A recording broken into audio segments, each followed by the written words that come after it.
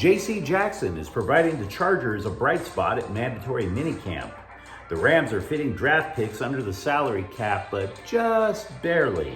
And it's time to wonder if the Dodgers should get a discount rate with all the MRIs their players are being scheduled for. Good morning. I'm James. This is your daily dose of sports and snark for the greatest sports city in the world, Los Angeles. This is the faithful Angelenos Morning Report. It is June 14th, 2023. I'll be on my way to the airport in minutes, and that sucks.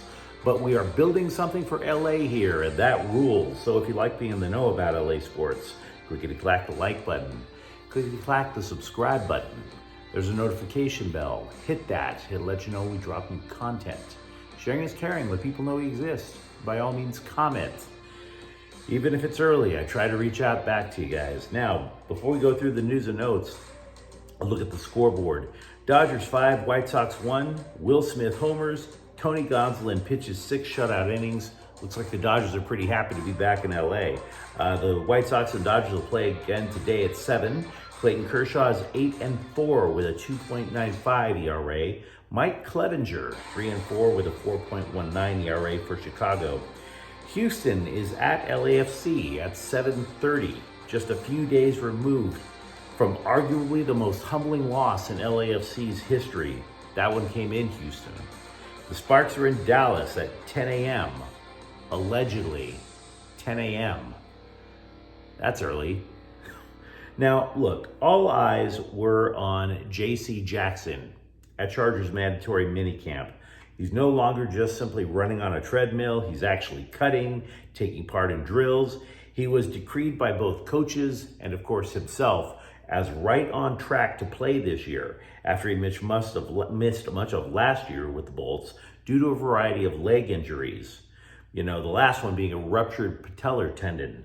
Now, to be clear, he's not participating in anything close to a contact drill. He's not lining up opposite wide receivers trying to guard them. But Jackson believes that can possibly be on his agenda when training camp opens late next month. Quote, "I'm going to be ready for training camp. I'm going to be ready for week 1, unquote. He could be cleared as soon as today, depending on what the doctor says. He has an appointment coming up in a few days. Derwin James, meanwhile, has nothing but praise for his new partner at safety, Alohi Gilman, who replaced Nasir Adderley in the starting lineup toward the end of the season last year. Quote, "He's a guy that's consistent," James said. "Everyone here counts on him. Everyone knows that he's going to be where he needs to be," unquote. The kicker battle, that is apparently going to be extending into training camp, probably late into training camp. Dustin Hopkins and Cameron Dicker, they were both 4 of 5 in attempts yesterday. But there are other things that are making you scratch your head about Chargers camp. Nothing crazy, but makes you scratch your head a little. There are weird opinion pieces that are coming out on the Chargers. CBS posted 2 columns on the NFL in particular that did mention the Bolts, or one case actually didn't. One column was about which elite running backs deserve big raises. So they break down whether Dalvin Cook should get a raise. They break down whether or not Josh Jacobs, Saquon Barkley should get a raise. You know who didn't get mentioned? Austin Eckler. Translation, Eckler, you're not elite. Further translation, you ain't worth as much as you think you are, bruh. The other column listed coaches that are already on the hot seat. You guessed it, Brandon Staley. Brandon Staley's on the hot seat. The argument is that the Chargers, especially the starting lineup, is flush with stars. And where are the results? They're just getting by. They're not excelling. The Rams, by the way, excused Aaron Donald from mandatory minicamp. Same for offensive tackle Alaric Jackson. Both are due to family reasons. Both had cleared it with the team beforehand. But good news out of the Rams camp. Guard Steve Avila signed his rookie contract. Now, it's with a twist. The first 3 years of his contract are fully guaranteed. The Rams, you see, they didn't have a first round pick. First round draft picks also tend to get fully guaranteed contracts. Only this time, the Rams, they have signed 4 of their 10 draft picks. They've signed Avila. They've signed their 3 draft picks in the 7th round. It's everybody else in between, obviously, that needs to ink up. Training camp begins July 25th at UC Irvine. Schedule isn't complete, but they will hold joint practices with the Raiders and Broncos. Now, Sean McVay was asked about the battle among wide receivers going into training camp, and he said, quote, "I think I feel better about it," unquote, which doesn't exactly sound like it's a solid pitch, wouldn't you say? I bring it up, though. I bring up the wide receivers because about a week ago, we discussed a news post that claimed the entire wide receiver room was an unsolved puzzle. McVay says he wants to find his best 5. Fine. But 4 of those 5 spots would appear to be taken, right? Cooper Kupp, Van Jefferson, Tutu Atwell, and Ben Skowronek. I would believe those 4 are already taken. So that means you're talking about 9 guys battling for 1 spot. Now, McVay, by the way, is showing significantly more confidence in Atwell. He is using him to test the defensive backs that the Rams have been drafting over the last couple of years.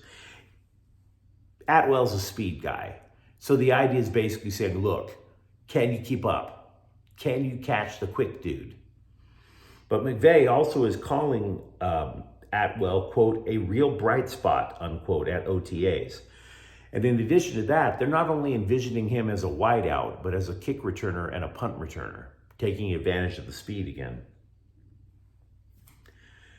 I feel bad for what I'm about to say because I want to be fair, and at first glance, when I tell you this, you might think wide receiver Allen Robinson, who has been traded to Pittsburgh, is coming off as a bit of a jerk.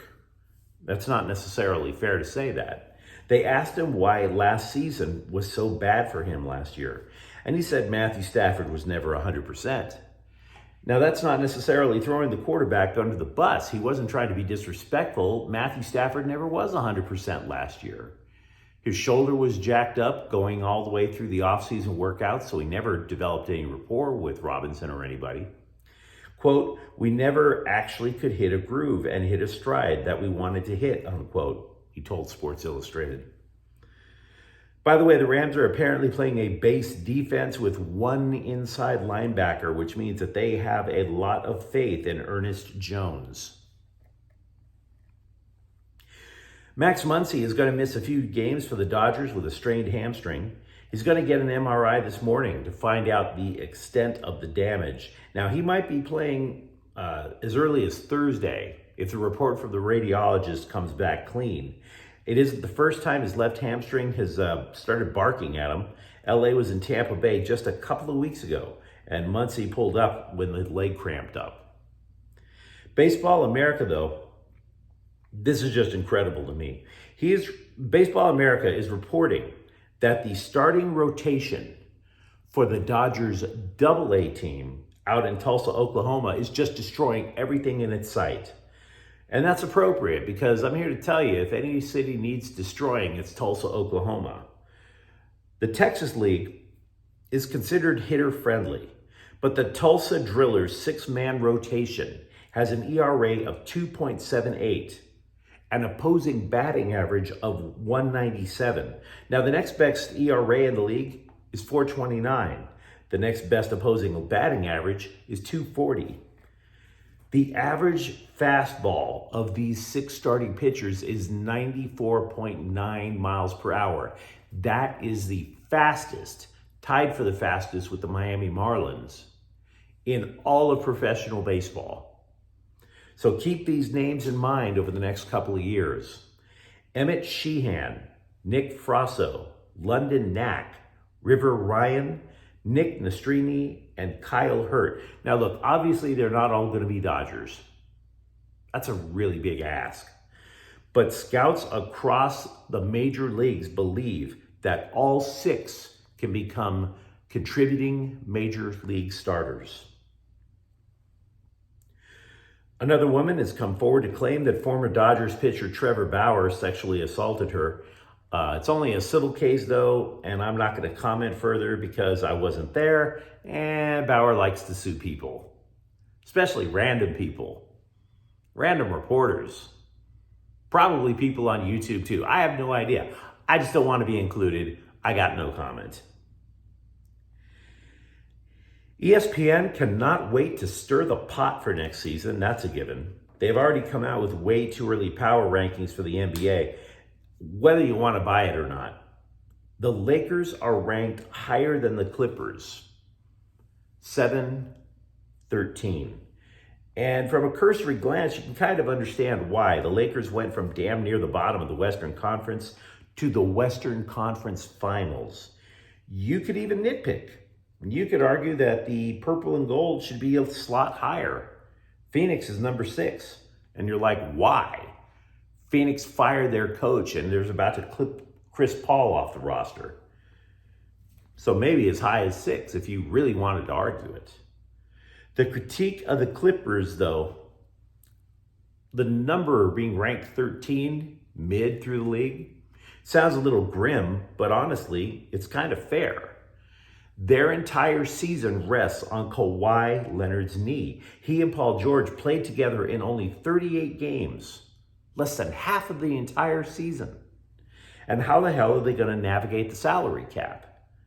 So is hope lost with the Clippers? I wouldn't go there. But if you look at the two teams now, you would actually argue successfully that the Lakers are the stronger team. CBS Sports listed its top 5 wide receiver rooms in college football and placed the Trojans at number 4, which is kind of remarkable. USC lost both Kyle Ford and Jordan Addison, and they're still loaded. Just loaded to the gills with wideouts. Dorian Singer, the Pac-12's second leading wide receiver, transferred in from Arizona. They also have 3 wide receivers with at least 600 yards from last season. Now, part of that is a testament to the greatness of Heisman Trophy winner Caleb Williams. He absolutely distributes the ball on a breathtaking level. But there is also an interesting side note. Tennessee, they didn't make the top 5. They were honorable mention to that list. Who is their number 1 receiver now? Brew McCoy, former USC wide receiver. But you let me know what you think in the comments thread. Talk to me about what's going on in the final days of minicamp with the Chargers and the Rams. Talk to me about the Tulsa Drillers, or for that matter, if you're worried about the level of injuries that are going on with the Dodgers. And if you enjoyed this content, don't forget to subscribe to Faithful Angelenos, because we talk LA sports here every single day. Thank you for watching. I'm James. We'll be back tomorrow. Faithful Angelenos is a Kian Cortel Queso production. Take care.